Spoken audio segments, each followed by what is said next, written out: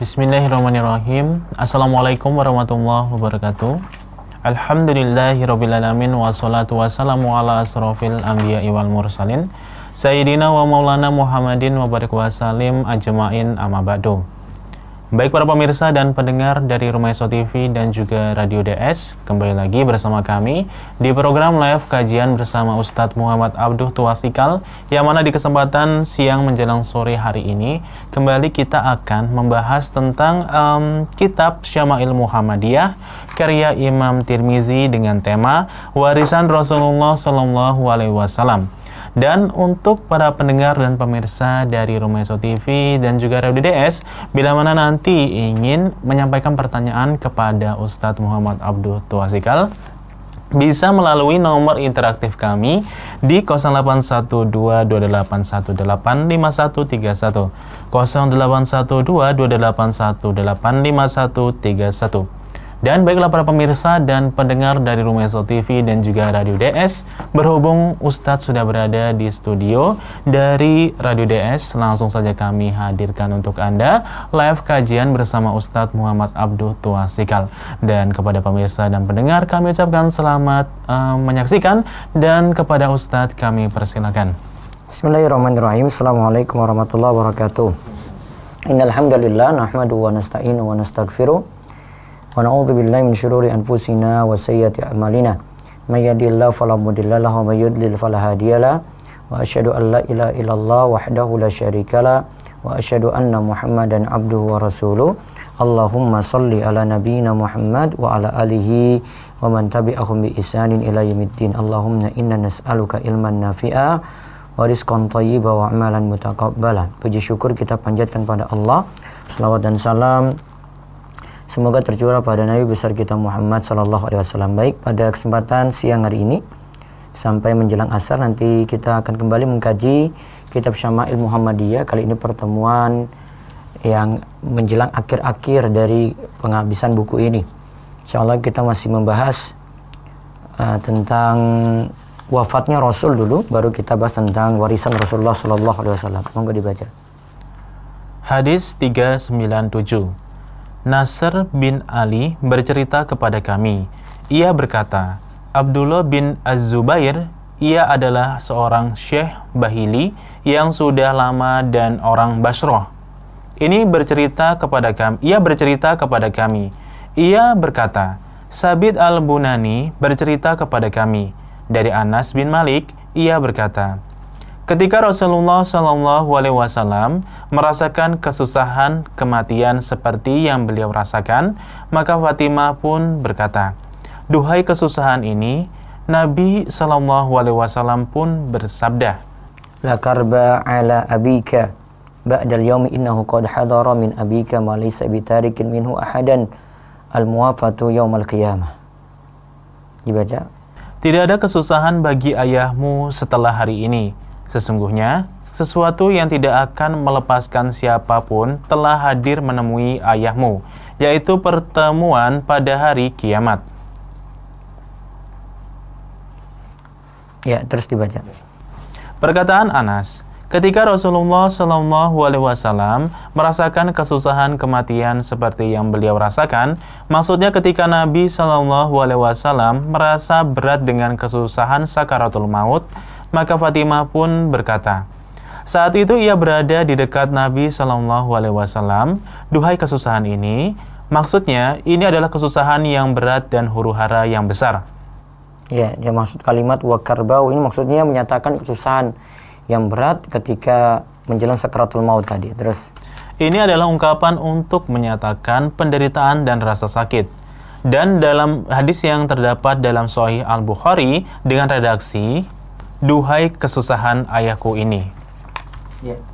Maksudnya, alangkah beratnya kesusahan yang dialami oleh Nabi SAW. Bisa jadi kalimat itu lebih tepat jika digandengkan dengan sabda Nabi SAW. Tidak ada kesusahan bagi ayahmu setelah hari ini. Karena penderitaan yang dialami oleh para wali Allah dan orang-orang yang suci akan berakhir dengan berakhirnya kehidupan dunianya. Sabda Nabi SAW, sesungguhnya sesuatu yang tidak akan melepaskan siapapun telah hadir menemui ayahmu. Yang kemudian yang beliau maksudkan adalah maut. Nah, maksudnya adalah kematian. Ya, terus. Beliau Shallallahu Alaihi Wasallam mengungkapkan maut dengan 3 hal. Beliau ungkapkan dengan sabdanya, tidak ada kesusahan bagi ayahmu setelah hari ini. Nah, kesusahan berarti sifatnya susah ketika meninggal dunia tadi. Terus. Sabdanya, sesungguhnya sesuatu yang tidak akan melepaskan siapapun telah hadir menemui ayahmu. Karena musibah kematian itu berlaku global. Dengan mengetahui hal itu, maka musibah kematian akan terasa lebih ringan. Nah, karena semua akan mengalami kematian. Terus. Dan sabdanya, yaitu pertemuan pada hari kiamat. Maksudnya berjumpa pada hari kiamat itu dalam keadaan baik dengan izin Allah. Ya Allah, kumpulkan kami bersama beliau Sallallahu Alaihi Wasallam di dalam surgamu, wahai Al-Karim. Ya, terus hadis 398. Hadis 398. Abul Khattab Ziyad bin Yahya al-Bashri dan Nasr bin Ali bercerita kepada kami. Mereka berdua berkata, Abdur Rabbihi bin Barik al-Hanafi bercerita kepada kami. Ia berkata, aku mendengar kakekku, yaitu ayah dari ibuku, Simak bin Al-Walid, bercerita bahwa ia mendengar Ibnu Abbas mengabarkan bahwasanya ia mendengar Rasulullah Shallallahu Alaihi Wasallam bersabda, barang siapa yang memiliki 2 farad di antara umatku, maka Allah akan memasukkannya ke dalam surga karena 2 farad tersebut. Aisyah berkata, bagaimana dengan orang yang memiliki seorang farad di antara umatku? Beliau bersabda, dan begitu pula orang yang memiliki seorang farad, wahai muwaffaqah. Ia bertanya lagi, orang yang tidak memiliki farad di antara umatmu? Beliau menjawab, aku adalah farad bagi umatku. Mereka tidak akan tertimpa musibah seperti yang aku alami. Nah, nanti pengertian farad akan jelaskan di bawah. Ya, terus. Sabda Nabi Shallallahu Alaihi Wasallam, barang siapa yang memiliki 2 farad di antara umatku, maka Allah akan memasukkannya ke dalam surga karena 2 farad tersebut. Farad, arti aslinya adalah orang yang berjalan di depan kaumnya. Ia mencarikan tempat yang cocok untuk mereka, dan yang dimaksudkan dengan farad di dalam hadis ini adalah anak. Sehingga maknanya bahwa 2 orang anak, baik laki-laki maupun perempuan yang sudah meninggal sebelum balik dewasa dan orang tuanya sabar dan mengharapkan pahala dari Allah, maka Allah memasukkannya ke dalam surga karena kedua anaknya tersebut. Nah, jika ada 2 anak meninggal dunia belum balik, maka orang tuanya sabar, maka Allah akan memasukkannya ke dalam surga. Nah, ini keutamaan jika ada yang memiliki anak kemudian meninggal dunia sebelum balik, karena kan suatu kondisi yang berat sekali. Namun kalau dia bisa bersabar, jaminan surga untuknya. Terus Aisyah berkata, bagaimana dengan orang yang memiliki 1 farad di antara umatmu? Maksudnya orang yang hanya memiliki seorang farad, apakah ia juga mendapatkan pahala yang sama atau tidak? Beliau bersabda, orang yang memiliki seorang farad, wahai muwaffaqah, maksudnya ia juga mendapatkan pahala yang sama. Sabda Nabi Shallallahu Alaihi Wasallam kepada Aisyah, muwaffaqah artinya engkau adalah orang yang mendapat bimbingan dalam kebaikan. Dan pertanyaan-pertanyaan seperti ini yang sangat bermanfaat, ini adalah kedudukan Aisyah radhiyallahu anhuma. Pertanyaan Aisyah, orang yang tidak memiliki farad di antara umatmu, bagaimana keadaannya? Ini adalah semangat beliau yang sangat dan merupakan taufik dari Allah kepadanya. Nabi Shallallahu Alaihi Wasallam menjawab, aku adalah farad bagi umatku. Mereka tidak akan tertimpa musibah seperti yang aku alami. Maksudnya bahwa musibah yang dialami umat ini dengan kehilangan Nabi Muhammad SAW adalah musibah yang paling besar, melebihi seseorang yang kehilangan 1 orang anaknya, 2 orang anaknya, 3 orang anaknya, atau 10 anak. Barang siapa yang tertimpa musibah berupa kehilangan salah satu dari kedua orang tuanya, salah satu saudaranya, salah satu anaknya, atau yang lainnya, maka hendaknya ia mengingat musibah yang ia alami dengan kehilangan Nabi Muhammad SAW, ini adalah musibah yang paling besar. Nah itu. Jadi musibah yang paling besar jika ya meninggalnya Nabi SAW. Ya, taib.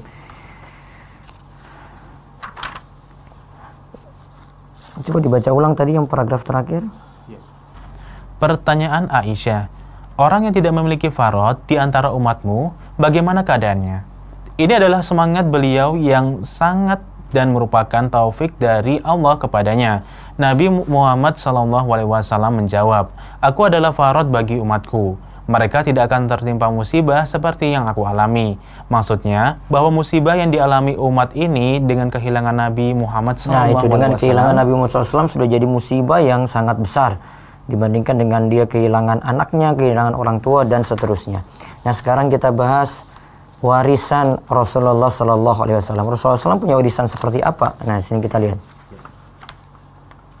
Ya baca. Bab 55. Warisan Rasulullah SAW. Penulis rahimahullah membuat bab ini untuk menjelaskan peninggalan Nabi SAW. Apa saja yang ditinggalkan oleh Nabi Muhammad SAW dan para nabi sebelumnya. Salawat senantiasa tercurahkan kepada mereka adalah sebagai sodakoh. Ya, jadi yang peninggalannya itu sebagai sodakoh. Terus. Sesungguhnya mereka tidak memberikan warisan 1 dirham atau 1 dinar pun. Mereka hanya mewariskan ilmu. Warisan mereka yang paling berharga adalah ilmu. Sekarang kita lihat hadis 399.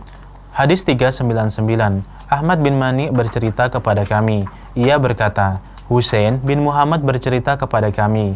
Ia berkata, Israel bercerita kepada kami dari Abu Ishaq, dari Amr bin Al-Harits, yaitu saudara Juwairiyah. Ia adalah salah seorang sahabat.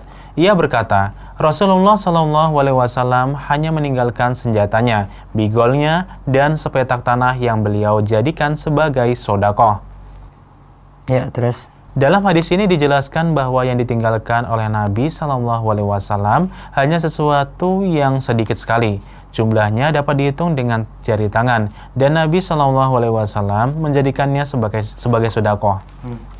Al-Hafiz Ibnu Katsir rahimahullah berkata, dunia dan seluruh isinya adalah sesuatu yang paling remeh di mata Rasulullah SAW. Demikian juga di dalam pandangan Allah.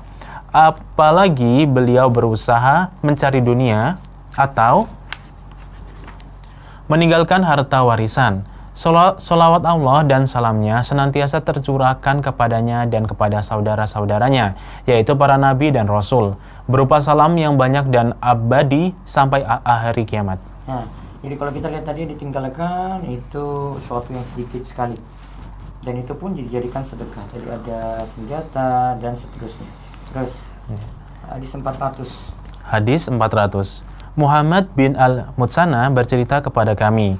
Ia berkata, Abul Walid bercerita kepada kami. Ia berkata, Hamad bin Salamah bercerita kepada kami. Dari Muhammad bin Amr, dari Abu Salamah, dari Abu Hurairah. Ia berkata, Fatimah pernah menemui Abu Bakar. Ia berkata, siapakah yang menjadi ahli warismu? Abu Bakar menjawab, istriku dan juga anakku.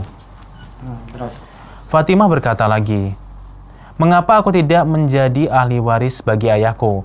Abu Bakar menerangkan, aku mendengar Rasulullah SAW bersabda, kami tidak diwarisi, akan tetapi aku, Abu Bakar, akan menanggung orang-orang yang menjadi tanggungan Rasulullah SAW dan akan menafkahi orang-orang yang dinafkahi oleh Rasulullah SAW. Dalam hadis ini disebutkan bahwa Fatimah radhiyallahu anha, putri Nabi SAW, pernah menemui Abu Bakar, yaitu khalifah pengganti Rasulullah SAW dan yang menjadi pengurus urusan kaum muslimin, pemimpin sepeninggal Rasulullah SAW.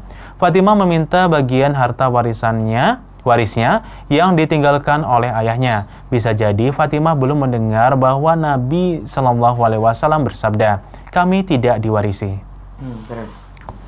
Fatimah radhiyallahu anha mengawali pembicaraan sesuai keperluan dan permintaannya. Siapakah yang menjadi ahli warismu?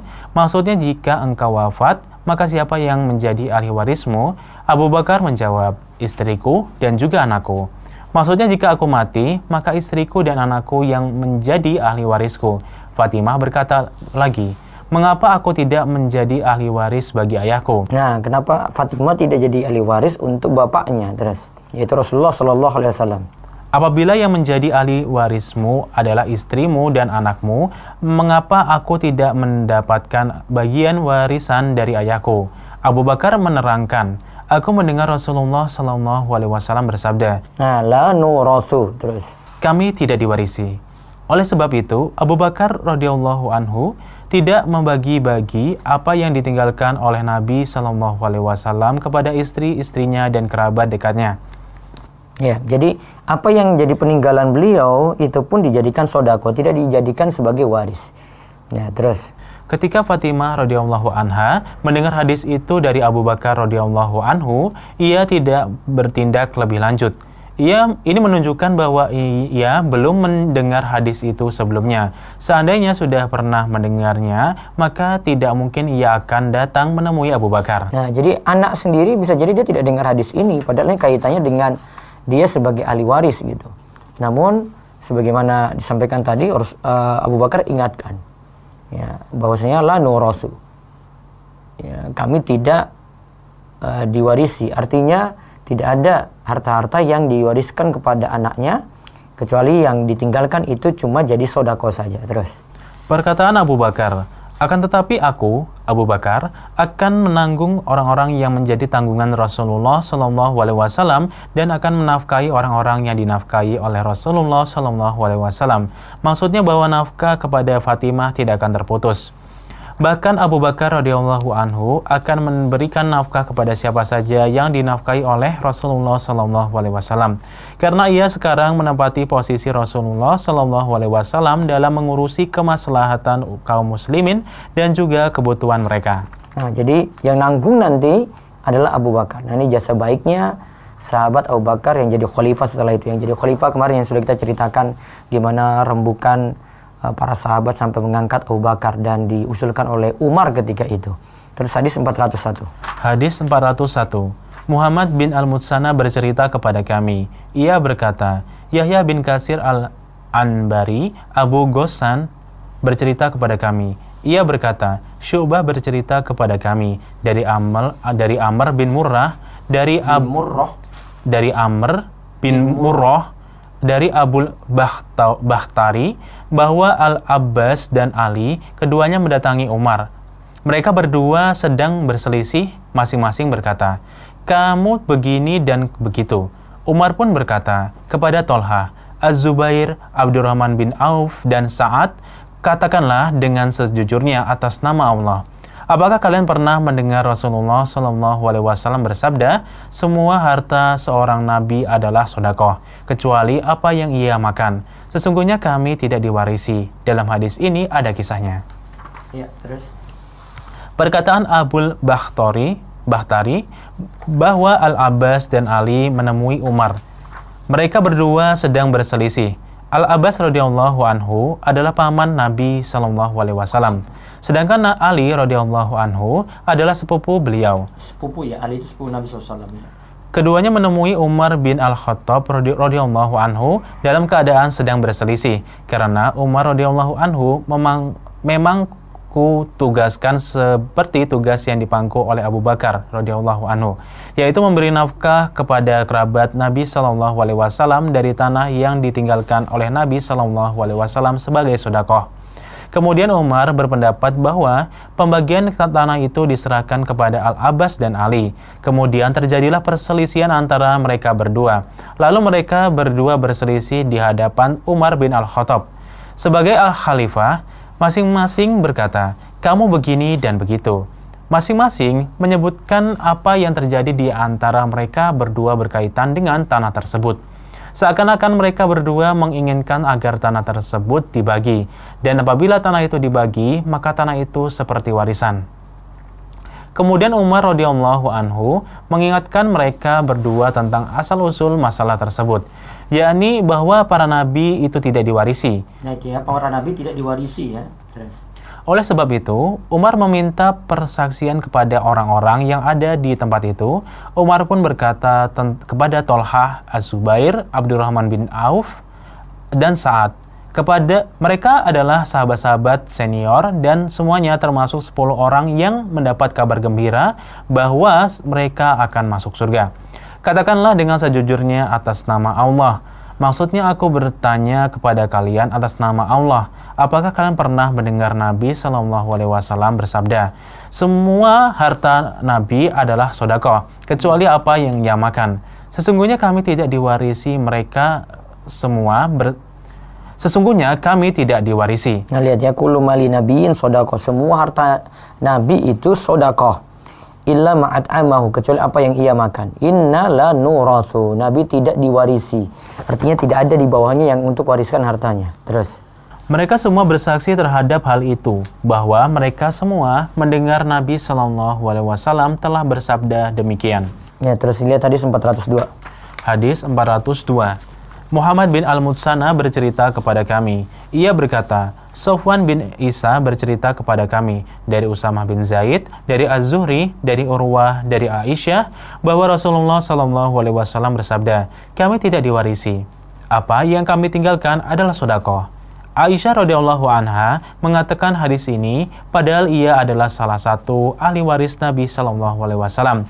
Seandainya Nabi SAW meninggalkan harta warisan, ini adalah dalil kejujuran Aisyah radhiyallahu anha. Nah, jujurnya Aisyah itu seperti itu. Kalau Nabi SAW tidak diwarisi, seandainya mau tidak jujur, dibilang aja diwariskan itu harta-hartanya, sehingga Aisyah itu nanti bisa dapat bagian dari situ. Ternyata memang tidak. Jadi semua dijadikan sedekah. Ini saking jujurnya istri Nabi SAW, Aisyah radhiyallahu anha. Terus. Hadis 403. Muhammad bin Bashar bercerita kepada kami. Ia berkata, Abdurrahman bin Mahdi bercerita kepada kami. Ia berkata, Sufyan bercerita kepada kami. Dari Abu Zinad, dari Al-A'raj, dari Abu Hurairah, dari Nabi SAW. Beliau bersabda, harta warisanku tidak akan dibagi, meskipun 1 dinar atau 1 dirham. Apa saja yang aku tinggalkan selain nafkah kepada istri-istriku dan gaji pekerjaku, ia adalah sedekah. Maka yang ditinggalkan Nabi pokoknya itu jadi sedekah. Terus. Hadis ini memiliki kandungan makna yang sama dengan hadis-hadis sebelumnya. Nabi SAW tidak meninggalkan harta warisan. Harta yang beliau tinggalkan tidak dibagi-bagi kepada ahli warisnya, walaupun hanya 1 dinar atau 1 dirham. Apa saja yang beliau tinggalkan dipotong untuk nafkah istri-istri beliau dan sisanya untuk pekerja beliau. Ada yang menafsirkan bahwa pekerja di sini adalah siapa saja yang mengurusi kaum muslimin, pemimpin sepeninggal beliau SAW. Ada yang mengartikan bahwa maksudnya adalah pembantu beliau SAW. Ada juga yang mengartikan maksudnya adalah amil zakat. Ada yang mengartikan bahwa maksudnya adalah pekerja di kebun kurma beliau SAW. Dan tafsiran lainnya, sedangkan Al-Hafiz Ibnu Hajar radhiyallahu anhu rahimahullah mentarjih pendapat yang pertama, dan beliau rahimahullah berkata, pendapat itu yang dijadikan landasan. Ya, terus. Hadis 404. Al-Hasan bin Ali Al-Khalal bercerita kepada kami. Ia berkata, Bishr bin Umar bercerita kepada kami. Ia berkata, aku mendengar Malik bin Anas dari Az-Zuhri, dari Malik, dari Aus bin Al-Hadatsan. Ia berkata, aku pernah menemui Umar. Kemudian Abdurrahman bin Auf, Tolha, dan Sa'ad menemuinya juga.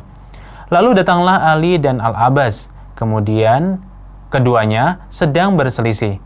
Kemudian Umar berkata kepada mereka, aku bertanya kepada kalian atas nama Rob yang dengan izinnya lah langit dan bumi tegak. Apakah kalian mengetahui bahwa Rasulullah SAW bersabda, kami tidak diwarisi, apa saja yang kami tinggalkan adalah sedekah. Mereka menjawab, demi Allah, ya. Dan di dalam hadis ini ada kisah yang panjang. Baik, terus kita lihat faedahnya. Sebelumnya sudah dijelaskan bahwa Umar radhiyallahu anhu menyerahkan urusan pembagian tanah yang ditinggalkan oleh Nabi SAW untuk mereka atur untuk nafkah kerabat-kerabat Rasulullah SAW. Sedangkan Abu Bakar radhiyallahu anhu ketika menjadi khalifah, ia yang mengurusinya sendiri. Demikian juga Umar pada awal masa kekhalifahannya, kemudian ia mewakilkannya kepada Al-Abbas dan Ali radhiyallahu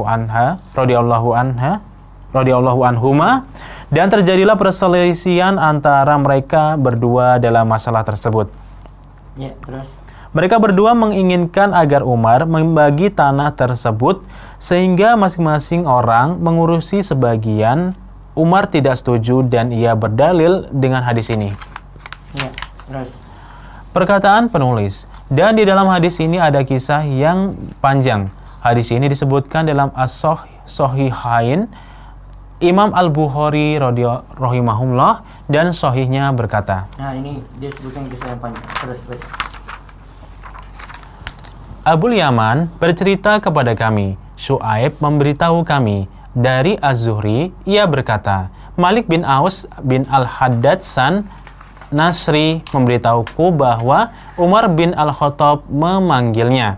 Saat itu datanglah penjaganya, yaitu Yarfa. Ia berkata, apakah boleh Utsman, Abdurrahman Az-Zubair dan Sa'ad izin masuk menemuimu? Ia menjawab, ya. Silakan mereka masuk.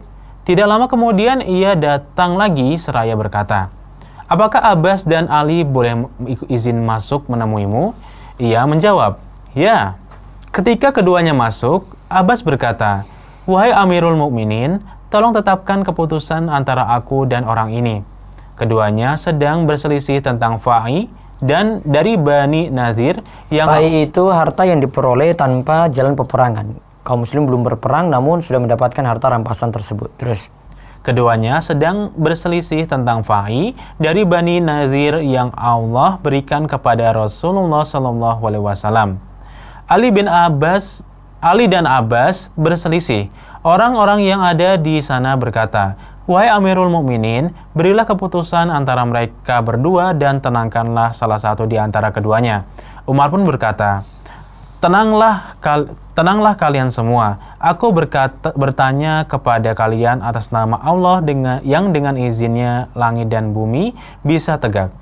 Apakah kalian mengetahui bahwa Rasulullah SAW bersabda, kami tidak diwarisi. Apa saja yang kami tinggalkan adalah sedekah. Beliau bermaksud dirinya sendiri. Mereka menjawab, sungguh beliau pernah bersabda demikian. Kemudian Umar memandang Abbas dan Ali. Ia berkata, aku bertanya kepada kalian berdua atas nama Allah. Apakah kalian berdua mengetahui bahwa Rasulullah SAW bersabda demikian? Mereka berdua menjawab, ya. Umar melanjutkan, sesungguhnya aku akan berbicara kepada kalian tentang masalah ini. Sesungguhnya Allah yang Maha Suci mengkhususkan Rasulullah SAW tentang sebagian fa'i ini dan dia tidak memberikannya kepada selain beliau. Maka Allah berfirman. Wa ma afa'allahu ala rasulihi minhum fama aujabtum alaihi min khayli wala rikab. Sampai pada firman Allah Qadir. Terus.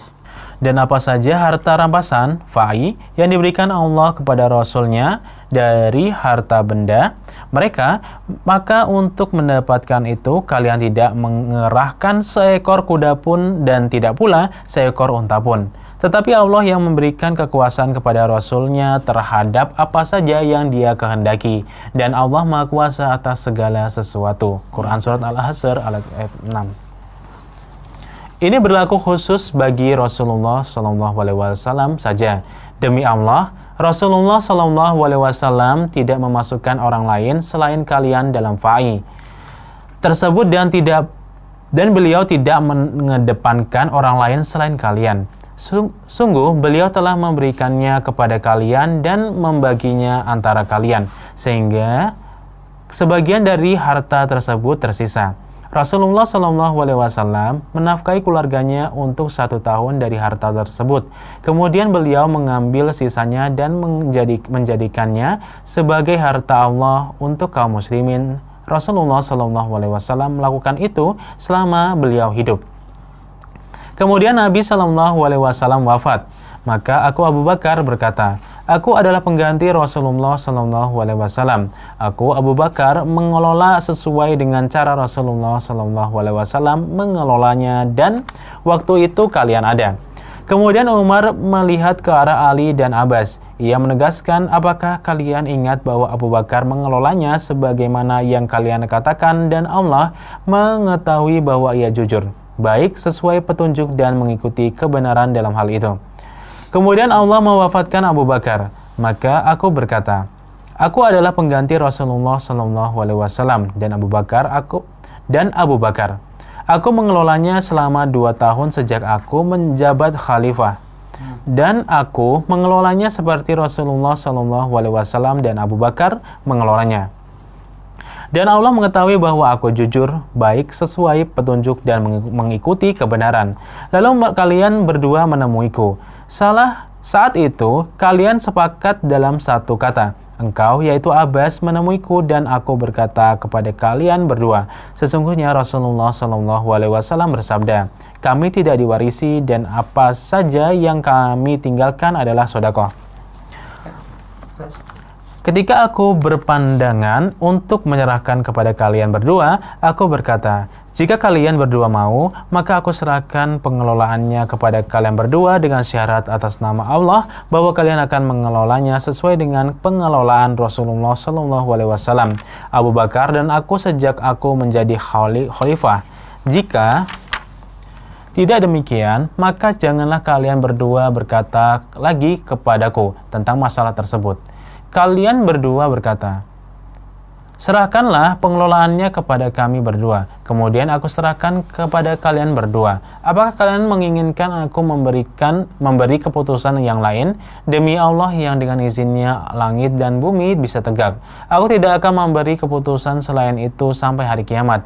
Jika kalian tidak mampu mengelolanya, maka serahkan kembali kepadaku dan aku akan mencukupi kalian berdua dengannya. Nah, terus 405 hadis yang terakhir di bab ini. Hadis 405. Muhammad bin Bashar bercerita kepada kami. Ia berkata, Abdurrahman bin Mahdi bercerita kepada kami. Ia berkata, Sufyan bercerita kepada kami dari Asim bin Bahdalah, dari Zir bin Hubaish, dari Aisyah. Ia berkata, Rasulullah SAW tidak meninggalkan apa-apa, walaupun 1 dinar, 1 dirham, 1 ekor kambing, dan tidak juga 1 ekor unta. Ia berkata, aku akan ragu tentang hamba sahaya laki-laki dan perempuan. Ya, terus. Di dalamnya dijelaskan bahwa Nabi SAW tidak meninggalkan apa-apa dari harta dunia yang bernilai. Hadis ini memiliki kandungan yang sama dengan hadis sebelumnya. Dunia ini di mata Rasulullah SAW sangat rendah. Bagaimana mungkin beliau berjerih payah untuk mengumpulkannya atau meninggalkannya sebagai harta warisan? Beliau SAW hanya fokus menyebarkan agama Allah dan menyampaikan wahyunya, sehingga beliau SAW hanya mewarisi ilmu. Barang siapa yang mengambil ilmu, maka ia telah mengambil bagian yang banyak. Di antara nasihat indah yang diriwayatkan dalam bab ini adalah hadis yang diriwayatkan oleh Abu Hurairah radhiyallahu anhu. Terus dibaca. Bahwa ia pernah melewati pasar kota Madinah. Beliau berdiri di sana. Kemudian beliau berseru, wahai orang-orang yang di pasar, alangkah lemah kalian ini. Mereka bertanya, apa itu wahai Abu Hurairah? Ia menjawab, warisan Rasulullah SAW sedang dibagi-bagi. Sedangkan kalian semua masih di sini dan kalian tidak pergi untuk mengambil bagian kalian dari warisan tersebut. Mereka bertanya lagi, di mana? Ia menjawab, di masjid. Kemudian mereka pun berhamburan menuju ke Masjid Nabawi. Abu Hurairah radhiyallahu anhu masih berdiri menunggu mereka kembali lagi ke pasar. Kemudian ia berkata kepada mereka, apa yang kalian dapatkan? Mereka menjawab, wahai Abu Hurairah, sungguh kami sudah menuju Masjid Nabawi. Kami memasukinya dan kami tidak melihat sesuatu pun yang dibagi-bagikan. Abu Hurairah bertanya kepada mereka, apakah kalian melihat seseorang di dalam masjid? Mereka menjawab, "Ya, kami melihat sekelompok orang yang sholat, sekelompok orang yang sedang membaca Al-Quran, dan sekelompok orang yang menerangkan tentang halal dan haram." Abu Hurairah radhiyallahu anhu berkata kepada mereka, "Celakalah kalian, itulah warisan Nabi Muhammad SAW." Nah itu, ya warisannya adalah lihat ada orang yang sholat, yang membaca Al-Quran, yang saling mengingatkan halal dan haram. Kesimpulannya Rasul tidak mewariskan harta karena harta beliau nanti jadikan sodako, yang beliau wariskan adalah ilmu. Bab terakhir yang kita bahas adalah bab 56, ini tentang bermimpi bertemu Rasulullah SAW. Kenapa ini dibahas? Karena kan kita sudah melihat tentang sifat-sifat Nabi SAW. Mungkin ada yang tahu atau pernah bermimpi bertemu Rasul SAW. Nah, di sini nanti akan ditarik kesimpulan. Kita bisa mengambil kesimpulan dari hadis-hadis yang ada. Apakah benar itu mimpi bertemu Rasul atau ya itu tidak? Ya, karena bisa jadi orang klaim ternyata dia sendiri tidak pernah mempelajari kitab Syama'il Muhammadiyah seperti ini. Nah, coba baca dulu muqaddimah. Bab 56. Melihat Rasulullah SAW dalam mimpi, ruqyat. Ruqyat, mimpi, adalah masdar, kata dasar, dan digunakan untuk mengungkapkan apa yang dilihat oleh seseorang pada kondisi sadar. Juga digunakan untuk mengungkapkan apa yang ia lihat dalam tidurnya. Dan yang kedua ini, yang dimaksud di dalam bab ini. Oleh sebab itu, penulis rahimahullah membatasinya dengan kata mimpi dalam tidur. Penulis rahimahullah menutup bukunya yaitu Asy-Syama'il ini dengan bab ini untuk menegaskan keterkaitan antara pengetahuan terhadap Asy-Syama'il dan mimpi melihat Nabi SAW itu betul-betul nyata. Siapa yang tidak mengetahui syama'il Nabi SAW dan sifat-sifat fisik beliau, maka ia tidak mungkin dapat memastikan bahwa yang ia lihat di dalam mimpi adalah Nabi SAW. Ini menegaskan pentingnya ilmu syar'i dan pentingnya mempelajari manakib, kedudukan, sifat-sifat dan syama'il Nabi SAW. Jika seorang muslim membaca buku yang penuh berkah ini, yaitu buku Asy-Syama'il karya Imam At-Tirmizi atau yang lainnya yang menjadi panduan, maka ia memiliki ilmu dalam masalah ini. Dan ia akan selamat dengan izin Allah dari terperdaya dan hilang akalnya dari tipu daya syaitan dan khayalan dari syaitan. Banyak orang awam yang terperdaya dengan mimpi-mimpi yang mereka lihat dalam tidur mereka. Mereka menduga bahwa yang mereka temui dalam mimpi adalah Nabi SAW. Dan dari hasil mimpi-mimpi yang sekedar klaim itu, lahirlah berbagai bid'ah dan kesesatan yang tidak pernah Allah jelaskan. Hadis 406. Muhammad bin Bashar bercerita kepada kami. Ia berkata, Abdurrahman bin Mahdi bercerita kepada kami. Ia berkata, Sufyan bercerita kepada kami. Dari Abu Ishaq, dari Abul Ahwas, dari Abdullah bin Mas'ud, dari Nabi SAW, beliau bersabda, barang siapa yang melihatku di dalam mimpi, maka sungguh ia telah melihatku. Sesungguhnya syaitan tidak dapat menyerupaiku. Sabda Nabi SAW, barang siapa yang melihatku di dalam mimpi, maka sungguh ia telah melihatku. Sesungguhnya syaitan tidak dapat menyerupaiku. Maksudnya, barang siapa yang bermimpi melihat Nabi SAW dengan ciri-ciri yang sudah dikenal, bukan dengan bentuk fisik yang lainnya. Karena syaitan sering menemui orang dalam mimpi dengan bentuk fisik yang berbeda dari bentuk fisik Nabi SAW. Dan syaitan itu berkata, sesungguhnya aku adalah Rasul, dan syaitan selama-lamanya tidak mungkin menemui orang di dalam mimpinya dengan bentuk fisik Nabi kita SAW. Sabda Nabi SAW, sungguh ia telah melihatku. Bukan berarti orang itu melihat jasad Nabi SAW yang ada di dalam kuburan beliau atau ruh Nabi SAW yang ada di dalam surga. Tapi maksudnya adalah orang itu melihat Nabi SAW dalam bentuk fisik beliau yang sebenarnya, karena syaitan tidak dapat menyerupai bentuk fisik Nabi SAW selama-lamanya. Tetapi syaitan bisa menjelma dalam bentuk orang lain, kemudian menemui orang dalam mimpinya dan berkata kepada orang itu, sesungguhnya aku adalah Nabi Muhammad, atau Abu Bakar, atau Umar, atau yang lainnya. Dan syaitan itu adalah pendusta. Ya. Terus? Hadis 407. Nah, hadis 407 nanti kita lihat pada pertemuan berikutnya. Nanti hadisnya ini hampir mirip. Intinya, man mara'ani fil manai faqad ra'ani fa inna syaitan la yatamassalu bi. Siapa yang benar bermimpi tentangku, yang benar dia berarti melihatku dalam mimpi. Ya, karena setan tidak bisa menyerupai Nabi Shallallahu alaihi wasallam. Baik, kita akan rampungkan pembahasannya pada pertemuan terakhir di hari ke-30 Ramadan biiznillah. Ya, demikian karena 2 menit lagi azan kami cukupkan ya. Malam ini bisa dimanfaatkan untuk tanya jawab ya, mudah-mudahan nanti bermanfaat. Kita tutup dengan doa kafaratul majelis.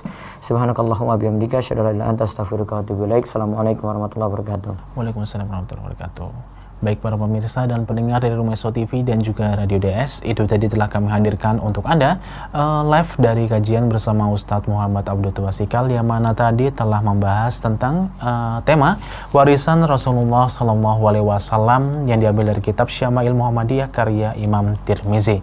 Dan sedikit informasi untuk para pemirsa dan juga pendengar dari Radio DS dan juga Rumeso TV.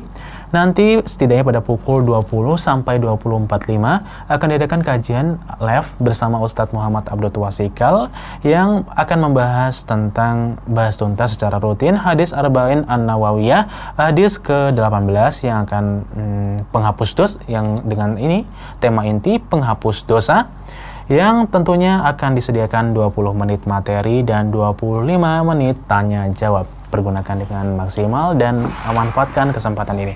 Dan sampai di sini dulu para pendengar dan pemirsa dari Rumeso TV dan juga Radio DS, perjumpaan kita pada kesempatan sore hari ini.